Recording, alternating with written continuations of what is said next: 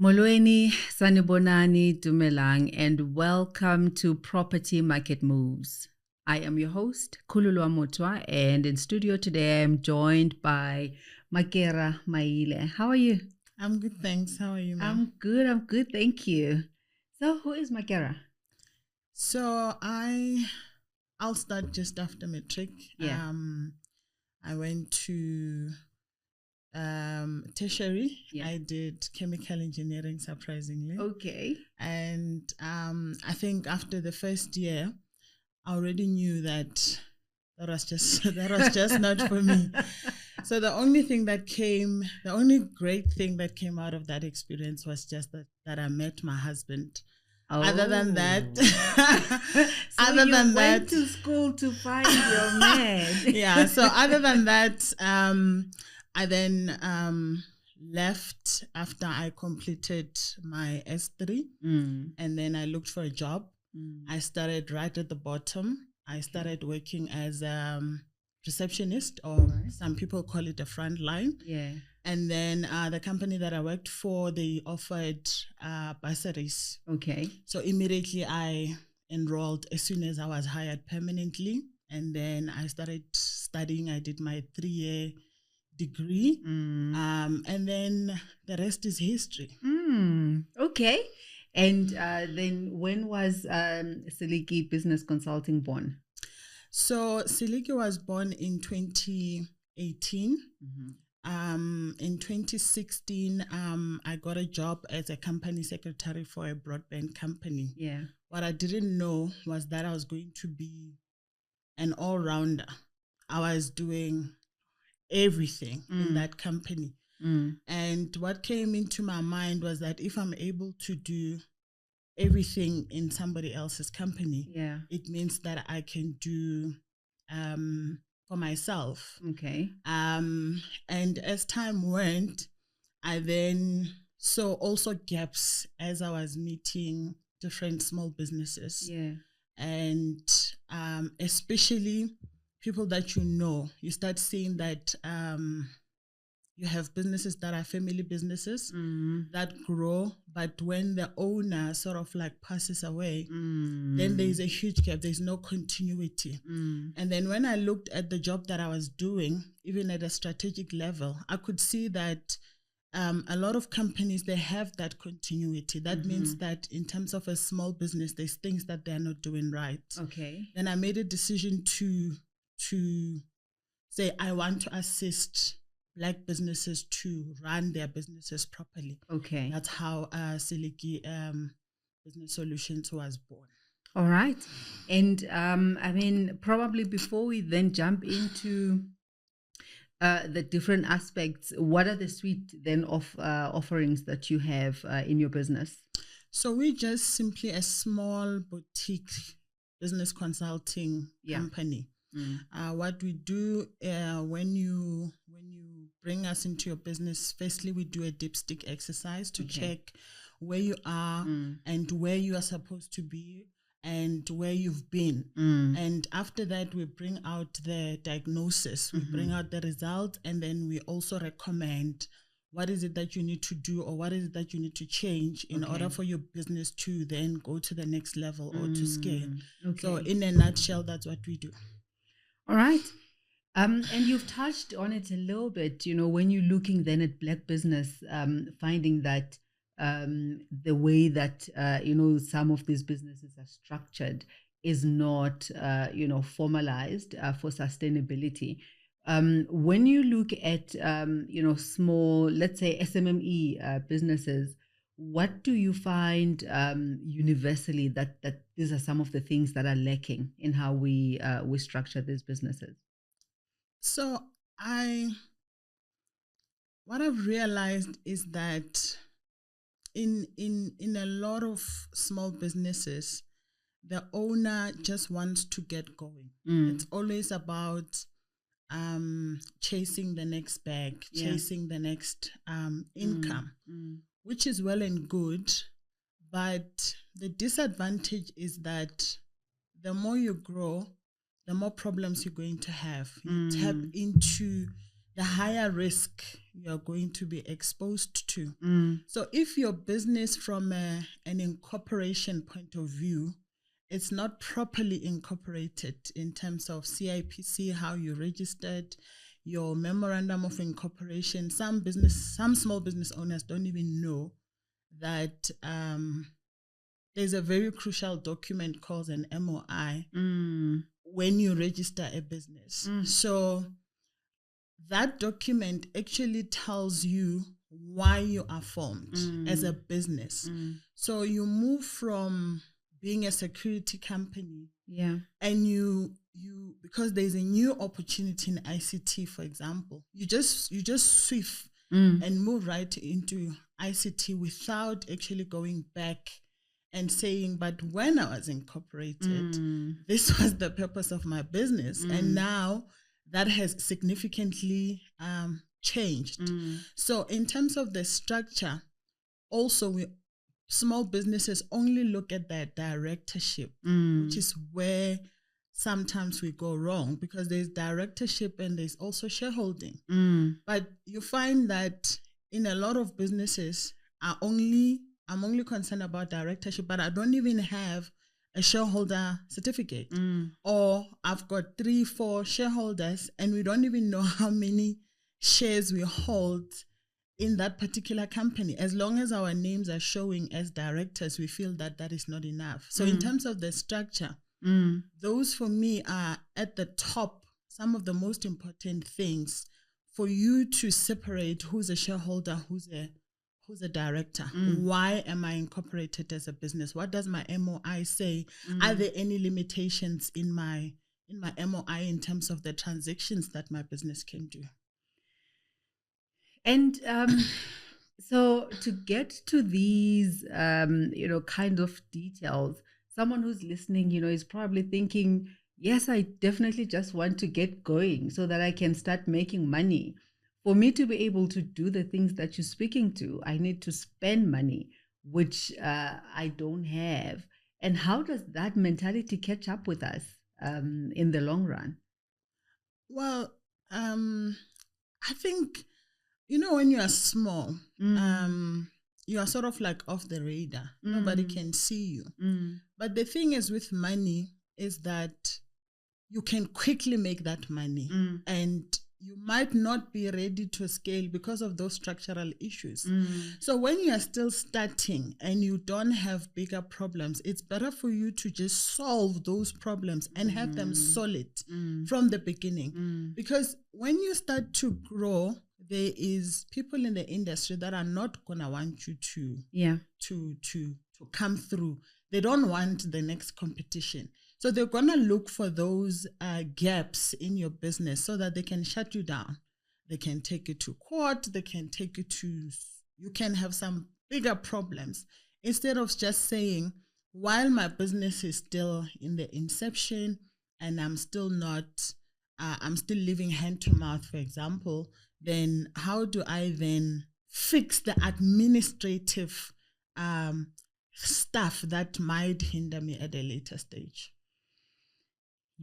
And getting a foot in the door now brings me to the area of access to market, right? Access to opportunity, because every business, either selling a service or you're selling a product. And we are, perpetually looking then for that foot in the door. What are some of the challenges that you found in the businesses that you've worked with have been in terms of really getting that foot in the door? So with access to market, for small businesses, remember that usually we're driven by passion that sometimes becomes emotional in terms of the product or the service that we offer. But ultimately, it's the market that must want your service. It's the market that must want your product. Doesn't matter. But I feel it's such a good product. It doesn't matter how you feel about it. Doesn't matter how great you think your product is. So access to market, the market must want what you are offering. That's what access to market means. And then secondary to that, it has to be quality product. It has to be quality. It has to be a quality service. It has to be a quality product. Then secondly, you have to have the money so that you are able to meet the demand of the market. And usually, especially in the product sector, you find that small businesses, all they want is their product on the shelf. But you see, the challenge is that before a product can get to the shelf, it must go to warehousing first. And each and every retailer, they stock in bulk. They stock thousands and thousands of units. And you might find that your production line cannot handle the bulk that actually comes. And because I usually say our government is not perfect, but our government does certain things very well. They are good at certain things. The shift that we're seeing with BEE, the shift that we are seeing with retailers being more accepting of especially Black products hitting the market. So once they decide that, you know what, we are going to support Kululwa because she's female, she's Black, we want her product on our shelves, right? It becomes a strategic direction that they are pushing. But then Kululwa is not ready. The market is there.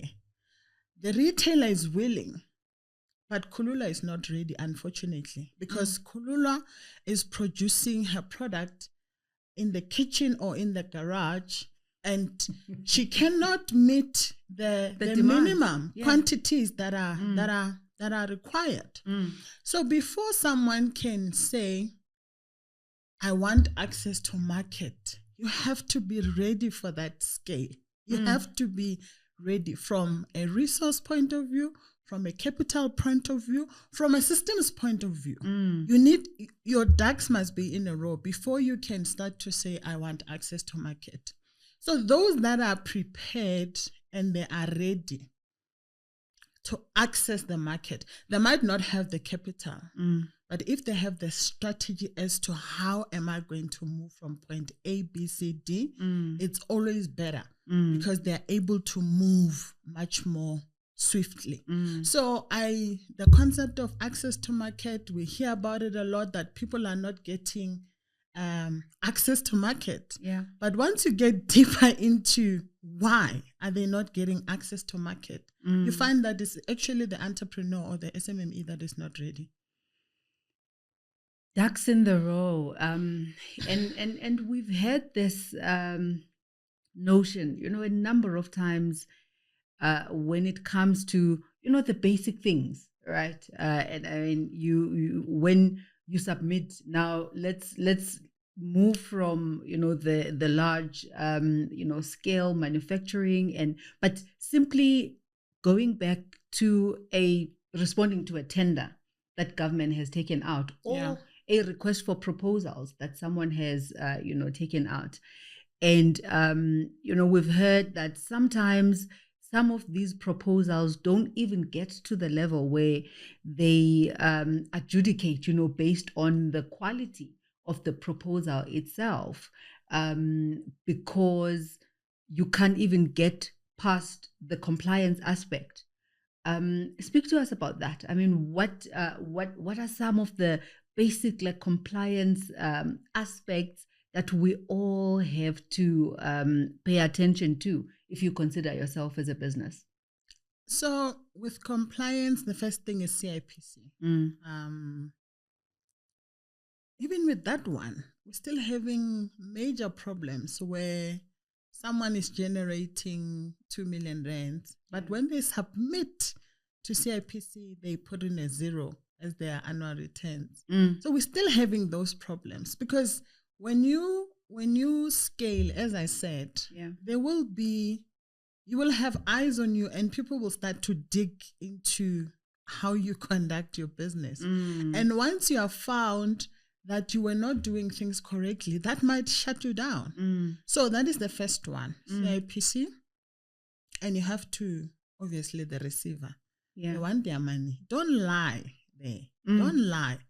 Just find a very good accountant. Yeah. Depending on the level where you are in your business, you need to differentiate whether the level I'm at as a business, do I need a bookkeeper?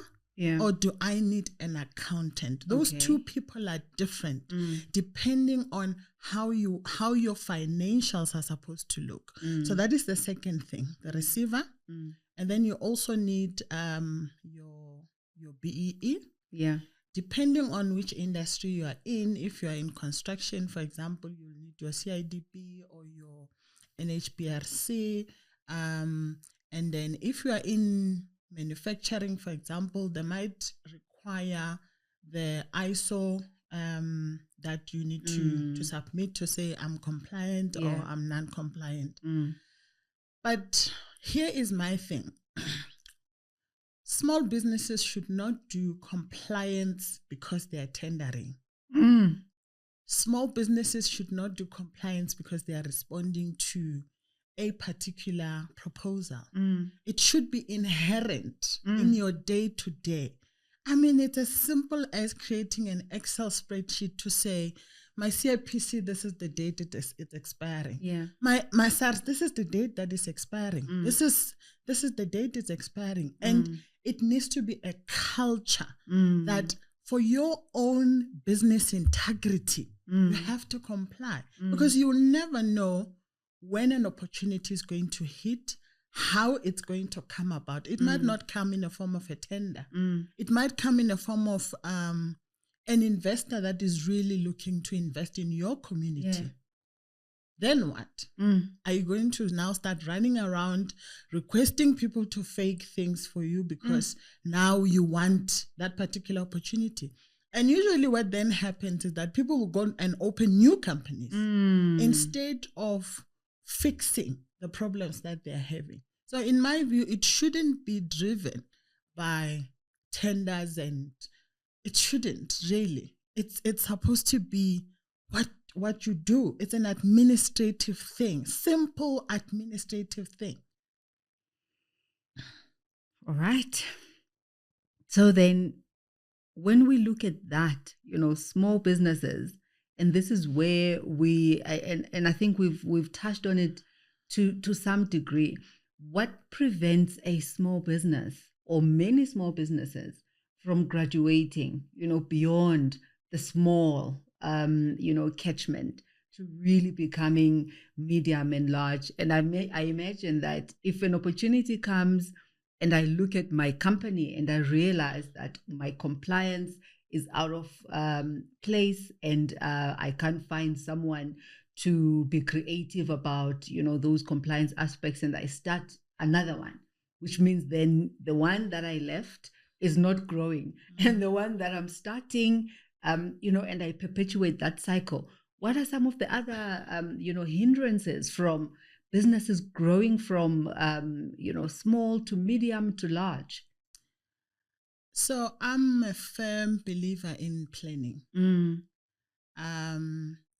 Specifically strategic planning. Yeah. If you don't have a strategy, you're going to either stuck somewhere or you're going to collapse. There's those two things.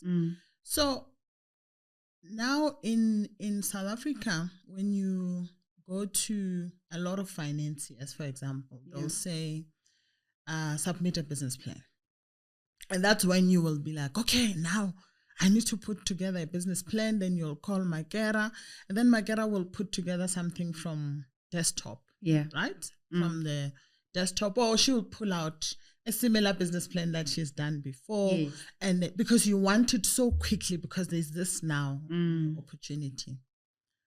But the thing is, with strategic planning, it's inward looking and it's outward looking. It says inward, where am I at the moment and where do I want to go? So if you don't have that documented, the vision, it's only in your head. If you have a team, nobody knows where this business is going. So that is the first problem. We don't do strategic planning. Okay. We don't plan. The second challenge is that, I think a business is like a small baby. You must let it grow. You must, and the more you allow a baby to grow, the more they become independent. The more you let go, you need to let go at some point. They must crawl, they must walk, they must do all sorts of things. Yeah. But if you keep holding on, if you keep holding it, then you are the problem in your own business. You are the one that is emotionally attached to this business, and you cannot let it go. So you stifle that business for it to move from, especially when you hit the small to medium. This is when you can't have that. You can't have a situation where a business cannot survive without you. And I mean, Kulula, God forbid, should you be unable to be there in your business for maybe, let's say, 2 months. Sick. Yeah. Something happens. Yes. So I usually say to business owners that you need to always ask yourself a question. Should I be hospitalized? Will this business be able to pay my bills at the hospital? Sure. So for as long as you don't have certainty on that answer, then you need to work harder on putting systems in place. You need to put policies and procedures in place, but involve your team. It goes back to that strategic planning. If people that you work with have no clue where this business is going to be in the next 5-10 years, then how do they assist you? How do they then bring their ideas so that they can better support this business for growth? So that becomes those two challenges. The other thing that also comes with strategic planning is risk management. We never ever ask ourselves what could go wrong. Could be the economy, could be anything. The industry, could be the market shifting. It could be anything. Could be disasters. It could be anything, especially in this sector, the sector of property. Could be changes in legislation that will kill you if you are not aware that there is a possibility that there could be change in legislation. Then you put mitigation and say, how do I then pivot when there's change in legislation? How do I then swiftly move if there is any change in legislation? So it all goes back to strategic planning. If you follow the steps of strategic planning, you become better positioned for you to be able to scale. The other thing about a strategy is that what it does, it's also an indicator of when things are going wrong and when things are going great, and when the pace is too fast and when the pace is too slow, when to add resources, human resources, when to then say, okay, my human resources are actually stifling my business. When are the overheads too much? So there's a lot of indicators that you get from a business instead of you staying up at night and say, what is wrong with my business? The strategy is supposed to tell you. So when things are going wrong and when things are going right. great, so we need to understand, why are things going great? Correct. What are we doing? And how do we repeat that? And how do we improve on it? Because we don't have to wait for it to break. Yes, and it shouldn't be just the money. It shouldn't be because you are generating revenue, therefore your business is doing great. It might be on the verge of collapse. Sure. Okay, access to finance. Now we know that this is a big one for a lot of businesses, Black businesses, and especially in the property and built environment industry, because to buy a property, requires a lot of money. To put infrastructure in requires a lot of money. What do you think are some of the ways that we can work around this concept of access to finance? So from 2018, as I said, as a business, we've been working with small businesses, especially in the area of finance. And well, as you know, usually you find that the problem is not actually the finance, is operational inefficiencies in a business. But we've been assisting a lot of small businesses in manufacturing in different sectors to apply, whether it could be IDC, it could be different financiers, right? And then in 2021, that's when we started to be exposed to the property sector. And what we found out is that it's a different animal. The economics are completely different. But it doesn't change that there is fundamentals that you need to comply with as a business. You need to be fundable. You need to be ready for that financing, especially in this sector where it's bigger money. Yeah. So it's very easy for you to go from zero to a balance sheet of 12 million. Very easy. It can happen with one transaction. It can happen with one transaction for you to move from that 12 million to 150 million. So if financiers are different, you have financiers that want to fund an entrepreneur, and they actually look at you. And then you have financiers that are more traditional and they want more security in your business. Therefore, if you are in that business and you are a solopreneur, then it becomes very difficult for some financiers to trust that you won't go and buy the next Range Rover with their money, So therefore, you need to be very strategic as to how do you structure your governance at the top level for you to be able to attract especially the more traditional financiers that don't just look at you as an entrepreneur. The other thing about the property sector, you really need to do your research. You need to do your due diligence. That the feasibility study that you do, it really needs to be airtight. You need to, your numbers must be right. So some people usually say numbers don't lie. I don't agree.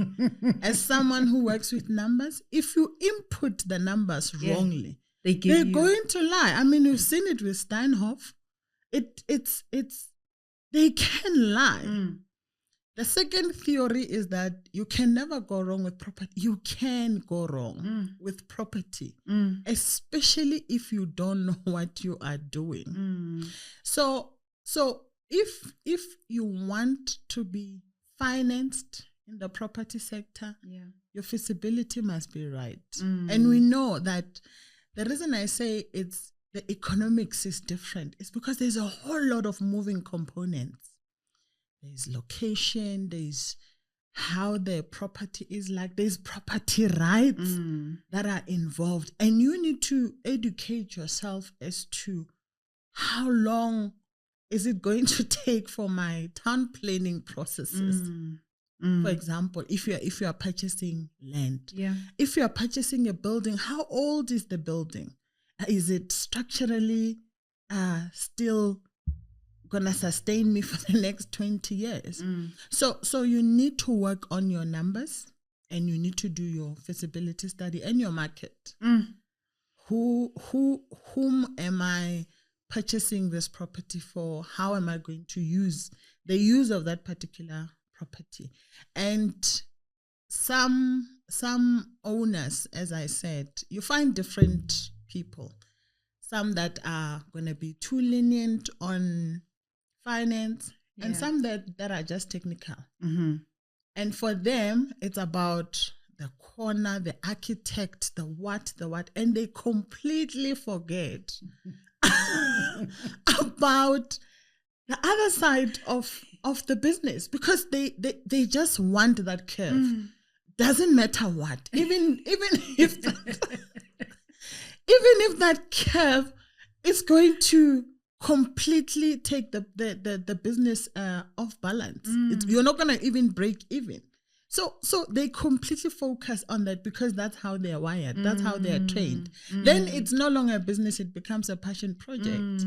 But I'm saying, if you want to be financed, firstly, you need to look at the financier that you want to approach.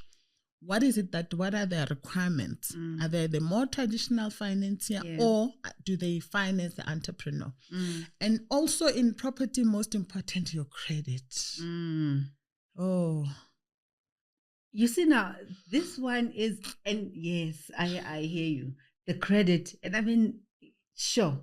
And how does the do they just look at the business, or do they look at me as an individual? They look at you. Which becomes very difficult for a lot of entrepreneurs. It becomes very difficult. And also, I have not, except for now, GPF, I have not met a financier in this sector, particularly, that finances 100%. I have not met one. All of them want some type of equity. Yeah, they do. 10% equity, 20% equity.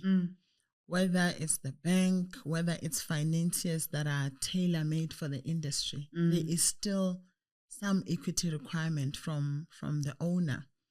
And this is why, as Black businesses, small businesses, we are sort of like stuck in the small frame, you know, in the we are unable to go to the medium, because the minute you go over 10 million, your equity becomes more.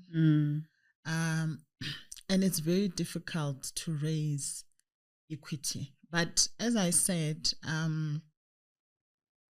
there is ways that you can do it. You can sell equity in your business, but then that comes with proper structures. As I said, you need to have proper governance structures in terms of how your equity partners are going to participate in your business.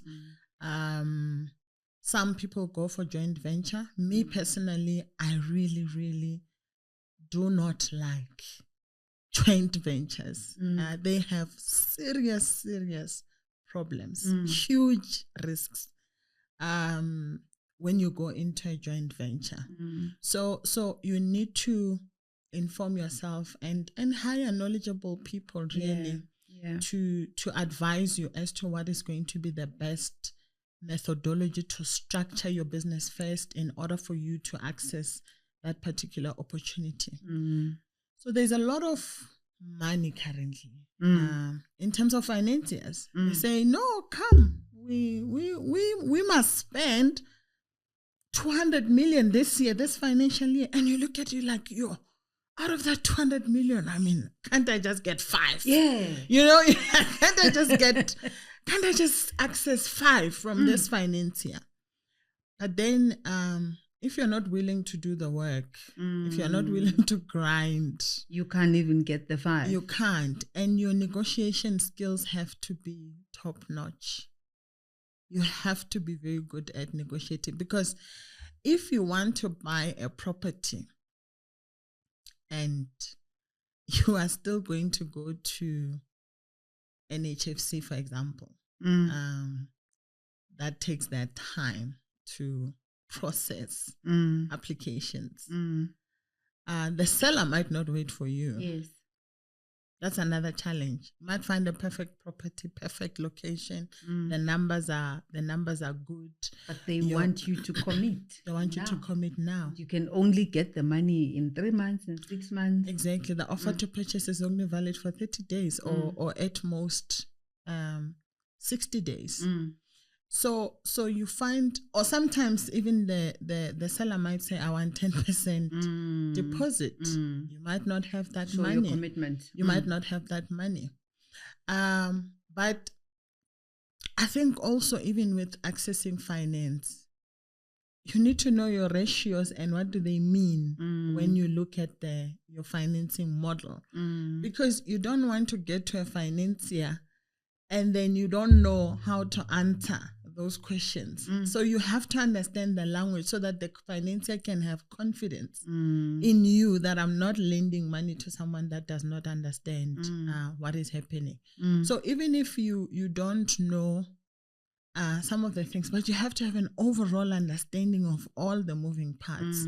So that, because when a financier decides to interview you, you need to have all the answers. You're not going to say, hey, I'm going to check. I'm going to call Makera and say, Makera, by the way, what is this percentage here? What is this? What is an IRR? You can't do that. You need to have a proper understanding. So there's also now the new creative ways. There's crowdfunding. Yeah. There is stock fails. And that one is just another. It's a can of worms on its own. On its own in terms of raising capital. Yeah. So also there's this energy of saying property investing. Yeah. You know? And the only thing I can say there is that just do your due diligence before you put your money, because in property I've realized that you can lose money very quickly. You can lose a lot of money, especially if you don't thoroughly do your cross and balances. You really need to check. Man. And so what are some of the challenges that we want to solve for by looking for finance that are not finance related, actually? We say, I mean, you spoke about, probably in your operations even, and you say that you just want to throw money into the business, and you find that maybe some of these challenges are not strictly finance challenges, but we make them finance challenges, and we seek finance solutions. Yeah, operational inefficiencies. If you don't have systems in your business, and when I say systems, I'm not talking about SAP.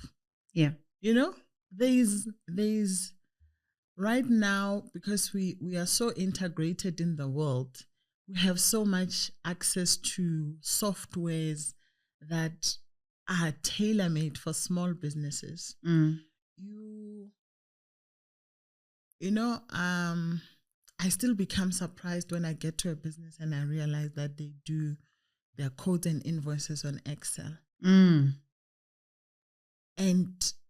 they're having major problems. But and then I ask myself, then how do you see your business in one page?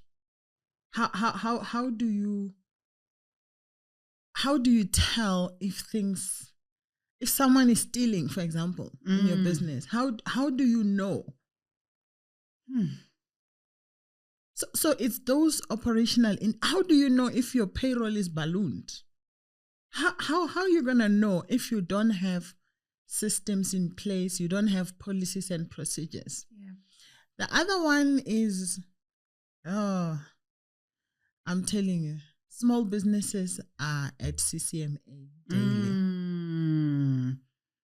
Our hiring and firing. Oh my goodness. And our no contracts. I don't know whether it's a policy or what is it? Yeah. Why don't we have contracts? Someone just gets in and we move. Yeah, it's like us is over Napambi. So it's operational inefficiencies that or even in, for example, in property management. Yeah. you have multiple clients that you are still servicing on Excel. I think small businesses has to do better. We have to do better, because as a property manager, not only are you supposed to consolidate, collect, and give the statements to the owner, but you're also supposed to advise the owner to say, here's a trend that I'm seeing. How are you gonna see the trend if you're not using a system that shows you graphs as to the performance? How are you gonna know? How do you even do the maintenance plan? So you're using 10 different spreadsheets that are not talking to each other completely. Finance, one that does debtors, one that does creditors, one that does maintenance, one that does payment, one that does payroll. None of those are consolidated at any given point. You then have to wait for month end, depending if you have someone that does your management accounts. Yeah, you have to wait for management accounts, but management accounts, they only speak to the financial health of your business, only the financial aspect, but the operational part, your quality, feedback, all of those. How do you manage that if you are having 100 spreadsheets? So we need to start looking at systems that are tailor-made for our businesses at a small level. At our level, there's a lot of them that if you've been to corporate and you've been exposed to SAP and you know the magic that thing does, it integrates everything. It even manages assets. So if you have assets, how do you know how do you have you don't even have an asset register that tells you that this is how your balance sheet is going to look like. So those are some of the challenges that they are non-financial. You might think that I've got financial problems in my business, and you might not actually be having those financial problems. So in actual fact, let me tell you just a short story. Where one of the businesses, we discovered that one of the employees was stealing around 15,000 a day. Oh my goodness! Yes, it was a cash a day. It was a cash business, and very, very interestingly is that this business owner actually purchased a system. Purchased a system to assist him to run the company. But he just kept on saying that this thing is too complicated. He was paying for the software licenses. Oh my goodness. And he's like, nah, this thing is too complex. And the employees kept on telling him that, no, the software is actually old. And I said to him that, even Pentium 1, those old computers. If you open the Excel there and you say 1 + 1, it will give you 2. It might be slow in terms of buffering and all of that, but it will give you accuracy. It's not going to miss. So we had to delve deep in and see where the money was going, because he was like, I can see that my money, I'm losing money. Money goes missing. But he doesn't know where. He doesn't know where the leak is. He doesn't know where the leak is. But you see, if that system he was using it, he would have seen immediately where the leak was. And I'm not saying that a system will prevent theft or will solve all your problems. But I'm saying again, taking that risk assessment. You need to do the risk assessment in your business so that you can realize what can come when you are not watching. And when something does come, at least you know where to look. And you know how to mitigate. You know what to do. You sort of like prepare yourself as to if this happens, this is what I will do. Sure. Yeah. In the businesses that you've worked with, have you found that there are certain challenges that male business owners don't experience, that female business owners experience? I mean, I know that we sometimes sit around the fire and we really lament, how disempowering, any space that we are in. And we, have this notion that our male counterparts have it easier. As far as you are concerned, is this a myth or a reality? No, it's a fact. It's a fact. Men are bold. Aha. Okay. They have the audacity. Mm. They have the audacity. When I say audacity, is that you might have all the qualifications, all the degrees, all the experience, all of that. Tick, tick, tick, tick. He might, out of the list, he might only check 3 out of 10. He will have the audacity to go where you're going. And he'll actually get it. He'll actually get it. Also, we cannot run away from how men and women relate. Yeah. Even outside of business. That inherently comes into business environment as to how men and women interact and how men view women and how women view men. But we also struggle because we are apologetic. We are very sorry. Even where we are ought to, where we belong,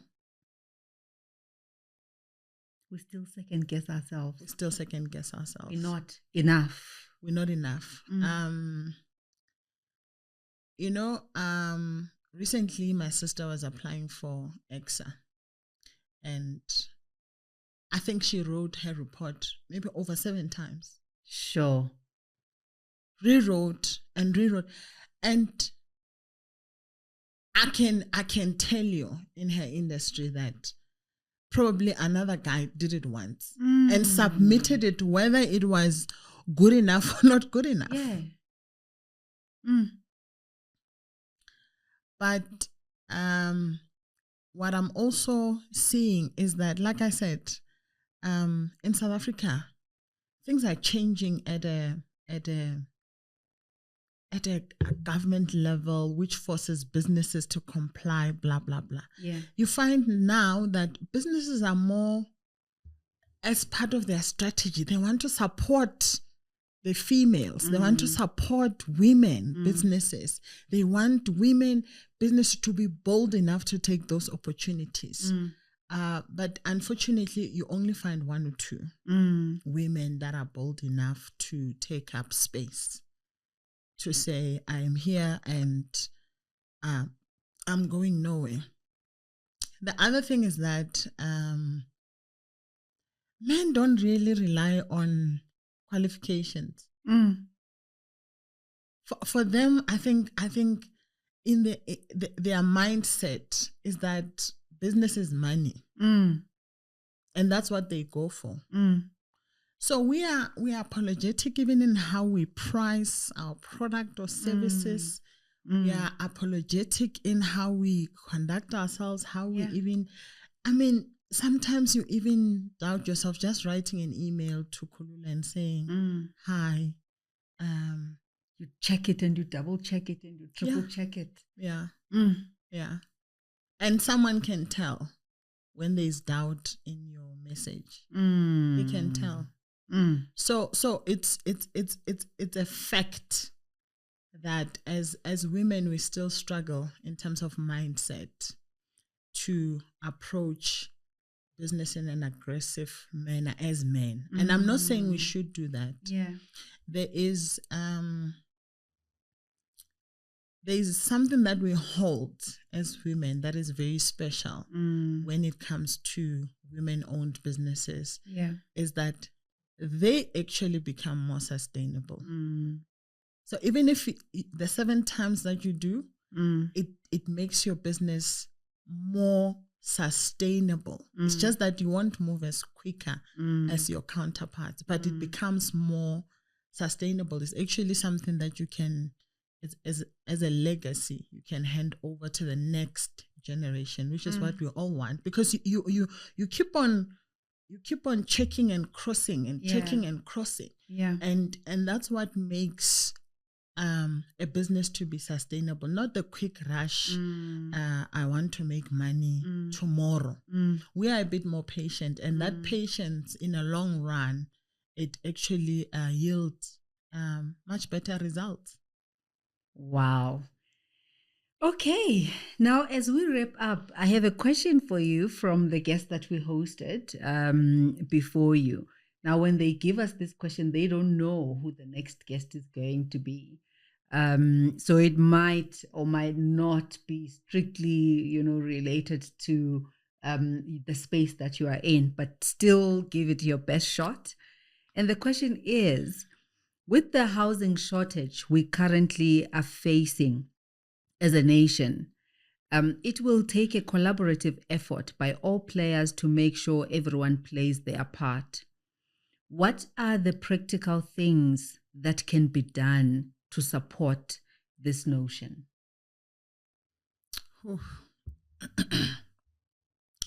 So because I'm trained in policy and strategy, and I spend a lot of my life there. Yeah. Municipalities need to do better to assist developers. You might get the land, you might get the finance, but if the municipality you want to solve this housing problem in is not equipped to run their town planning processes quicker, to get your plans approved quicker, to get, it becomes a serious challenge that you might spend the next 5 years without your project even hitting ground, because the municipalities are not doing what they're supposed to do. So in my view, if the municipality does not understand how property can become an investment tool in their particular area, which is, there's many of them. There's a lot of them, especially when you move further away from the metros. Yes. And which is where actually housing becomes a challenge, and we find people having to settle for, very difficult types of accommodation because there is no alternatives. So in order to address, as the question says, that collaboration. So we might have investors that come from anywhere in the world that want to put in money. You might have the right location, you might have the right numbers, you might have all these things right. But if you are not going to be assisted in terms of simple compliance, I mean, even in 2024, for you to get an environmental study, it takes, it takes a long time. So I'm saying it's those, we respect the processes, and everybody should respect the processes. But I think we need to be more, to assist the developers. In some municipalities, you can't even get a GIS online. In 2024, you can't do it. So you have to go and queue at the municipality, and if a GIS specialist is off work that day, you have to come back tomorrow. And I'm talking from experience. You have to come back tomorrow. If you've put in maybe, let's say, an electrical plant or whatever, and the person that is supposed to check your stuff is not there for a week, for a month, maybe they are off sick, you literally have to wait And the money is not going to wait. That's the challenge. The investment is not going to wait. When the financier gives you money, they give you a drawdown plan with timelines. Yeah. They will say to you, we want you to hit ground in the next 2 years. And you're still running around chasing. Still running around. Yeah. My goodness, what a conversation. Now, I certainly was informed, I was educated, and no doubt inspired. And I trust that this was the same for you. This is Property Market Moves. Now, in this platform, we aim to inform, to educate, and to inspire you along your property journey or a journey in any other business space that you may be playing in. Like, subscribe, and follow our channel. Please share with your community, because if we learn together, we are certainly going to grow together. Until next time, goodbye. Thank you, madam. Thank you so much.